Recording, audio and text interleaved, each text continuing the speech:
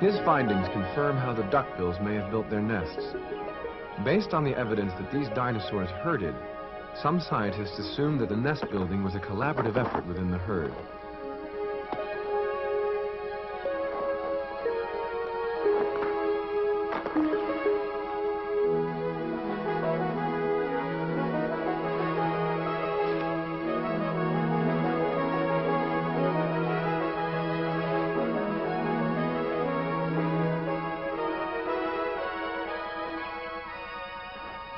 Like reptiles today, the nest is protected before and after the egg laying.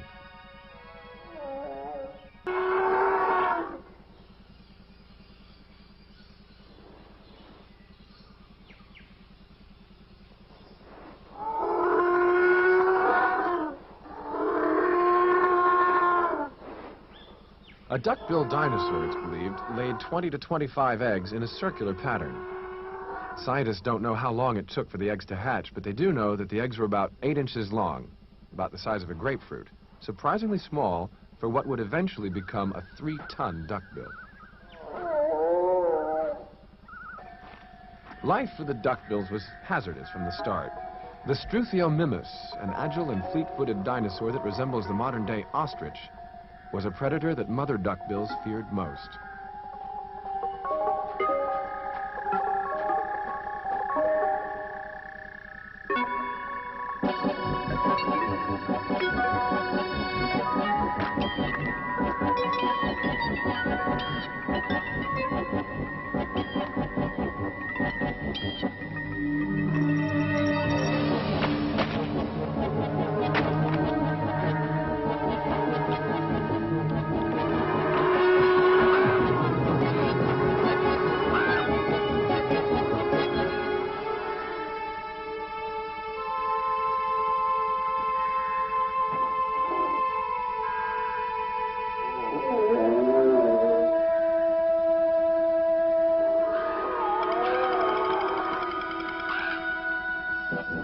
The Struthiomimus, with little in the way of a defensive arsenal, no horns, no giant tail, no sharp talons, was a natural victim for other, more aggressive dinosaurs.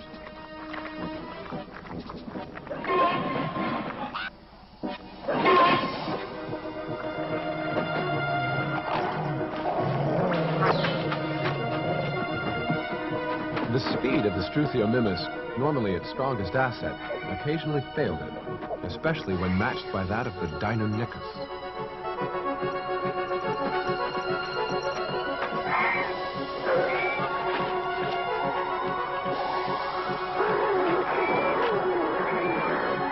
The Deinonychus, Greek for terrible claws, were fierce creatures that weighed less than 200 pounds.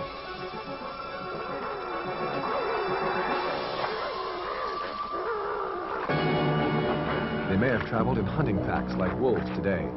Their speed and their dreaded claws made them fearsome enemies.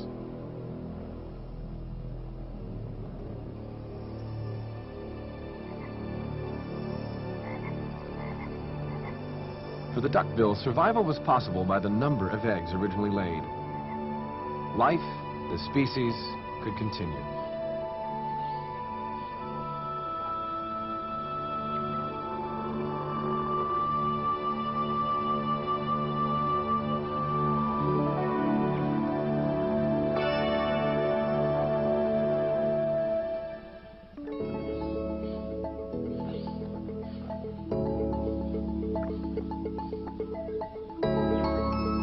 Dinosaur eggs hatched like those of other reptiles today. At birth, the baby dinosaur was only 12 inches long and about 1.5 pounds. If he made it to adulthood, he'd grow to be 6,000 pounds.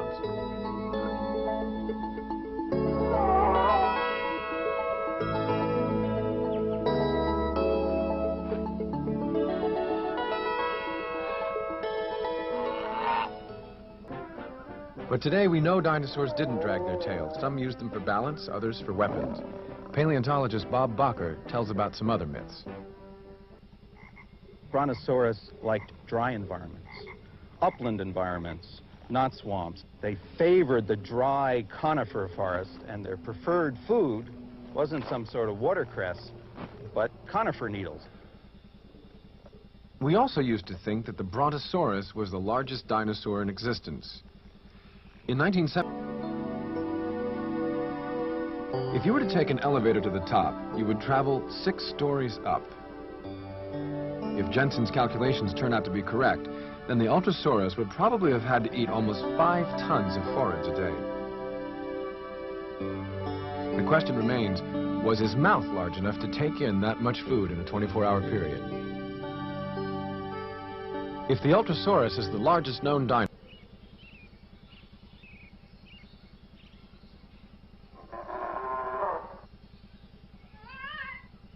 the baby duckbill would reach the size of the Plateosaur or a German Shepherd very quickly. He would still be too short to reach the best foliage. Duckbills, it's estimated, ate about 200 pounds of foliage a day, and like a cow or elephant today, spent most of his waking hours eating.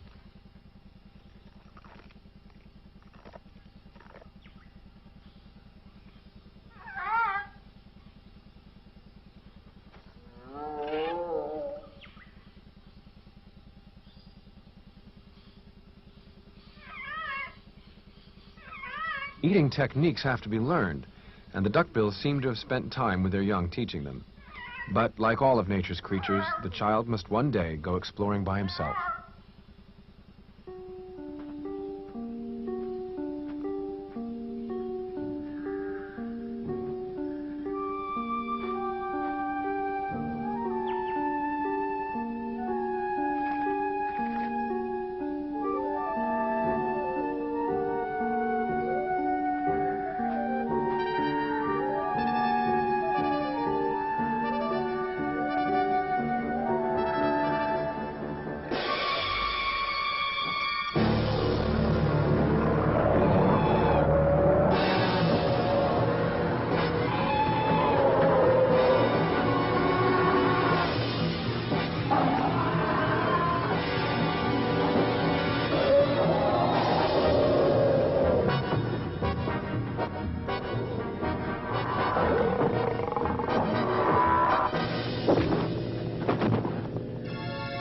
The duckbill tail weighed 2,000 pounds.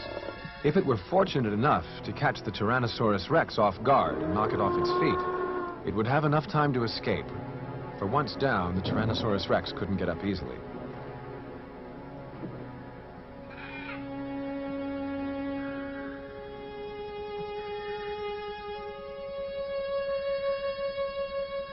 But if the Tyrannosaurus Rex was denied today, he would almost certainly prevail another day.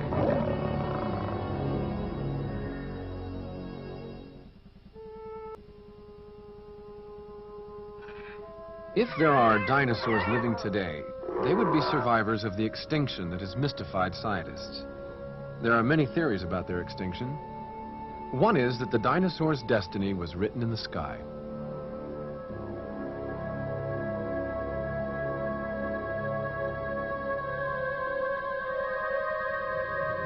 A cosmic shower of asteroids or a large meteor struck the Earth with an astounding impact. It created an impenetrable dust veil that blocked out the sun, killing off much of the plant life.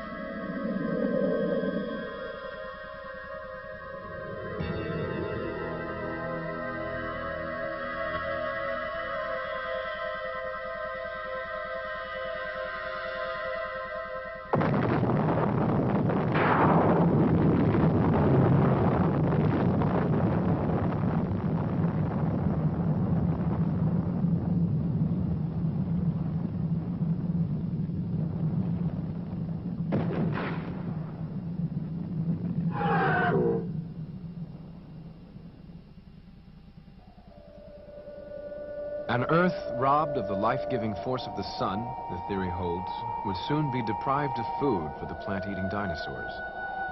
Their passing would soon deprive the meat-eating giants of food.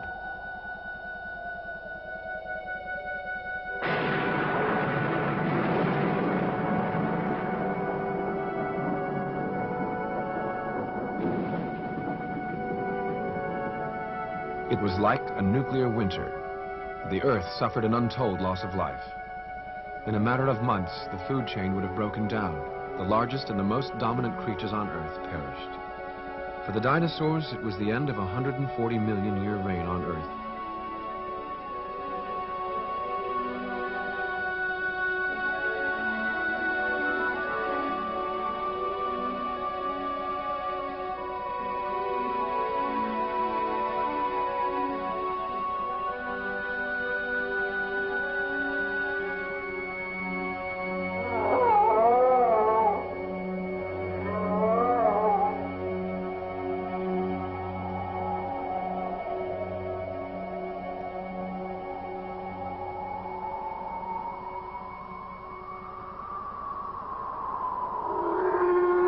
scientists agree that an asteroid killed the dinosaurs. Paleontologist Bob Bacher. Not all life on Earth was extinguished with the dinosaurs. The smaller animals emerged to fill the evolutionary niche left vacant by the demise of the dinosaur.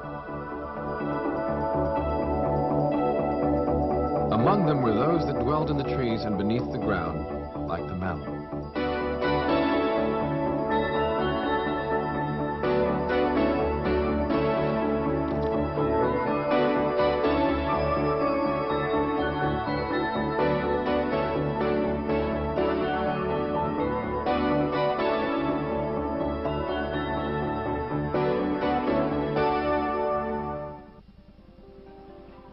There are among us today animals that lived at the time of the dinosaurs. The crocodile, as a family, survived the extinction. They live among us today as smaller versions of the 50-foot giants they were 65 million years ago. Why they survived is still a mystery. It is the present-day birds, like this flightless ostrich, that may indeed be direct descendants of the dinosaur. Some leading scientists believe that birds are dinosaurs. Fossilized imprints of feathers confirm the surprising contention that through evolution, some dinosaurs developed feathers and hollow bones. This eventually enabled them to fly to safety and survival. How might the dinosaurs have evolved if they hadn't disappeared? Dr. Dale Russell has a theory. They're not creatures from museums or fossil beds. They're made of more than rock and sand. They're eternal because they live in our imagination.